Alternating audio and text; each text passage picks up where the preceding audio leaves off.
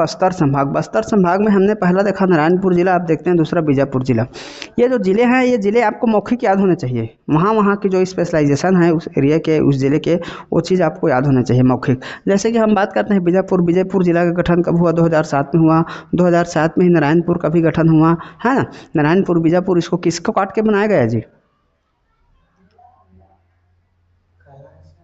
नारायणपुर और बीजापुर जिले को कौन से जिले को काट के अलग करके कहाँ से बनाया गया? हाँ, बीजापुर दंतेवाड़ा से बीजापुर कटा।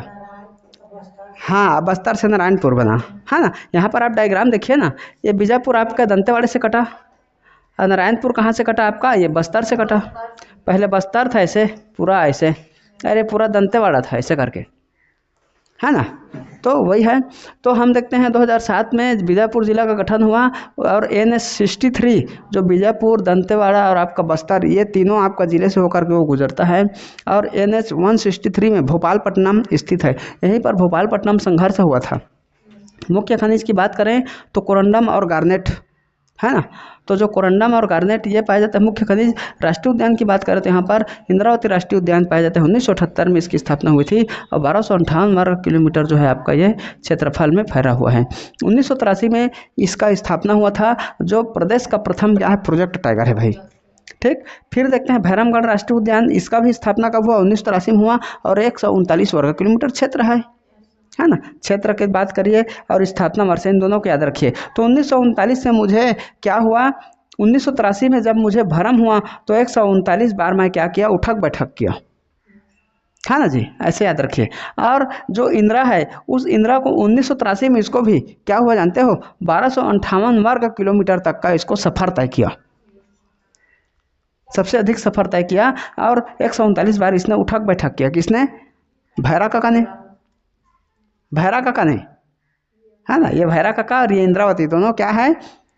काका भतीजी है। ये भतीजी, ये काका है, ठीक। अब आ गया जलप्रपात। तो यहाँ पर 7 धारा जलप्रपात है। ऐसे जलप्रपात है जो 7 है, इसीलिए उसका नाम दे दिया है 7 धारा। 7 बहनियाँ 21 बहनियाँ बोलते हैं ना, वैसे ही। तो 7 जो धारा जलप्रपात है वो है आपका बौद्ध धारा, कपिल धारा, पांडव धारा, बाण धारा, कृष्ण धारा, शिव धारा और शिव चित्र धारा। तो इसको याद करना है आपको। देखिए, शिव धारा और शिव चित्र धारा, स से दोनों एक जगह रख दीजिए। फिर आ गया आपका कपिल धारा और कृष्ण धारा, का से ये दोनों को एक जगह रख दीजिए। 4 याद हुआ। फिर ब से बौद्ध धारा और ब से पाण धारा, 6 हो गया। और 7वां लास्ट में रखिए पांडव। पांडव है लास्ट में है। पहला में कौन है? आपके कृष्ण और कपिल है, कृष्ण धारा, कपिल धारा। दूसरा में कौन है? बौद्ध धारा और बाण धारा है, 4 हो गया।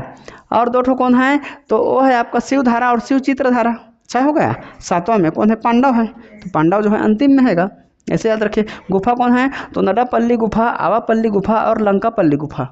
आवा, लंका में आवा तो का करिए? सकल नडापल्ली, है ना। नडापल्ली गुफा, आवापल्ली गुफा, लंकापल्ली और सकल नारायण गुफा, ये चारों जो यहीं पर स्थित है। पहाड़ी की बात करें तो अलबका की पहाड़ी, अलबामा की पहाड़ी और पोसटपल्ली की पहाड़ी और गोलापल्ली की पहाड़ी, ये चारों पहाड़ी यहीं पर स्थित है। और भोपालपट्टनम संघर्ष 1795 में हुआ था।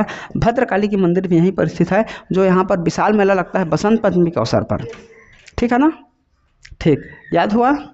चलिए।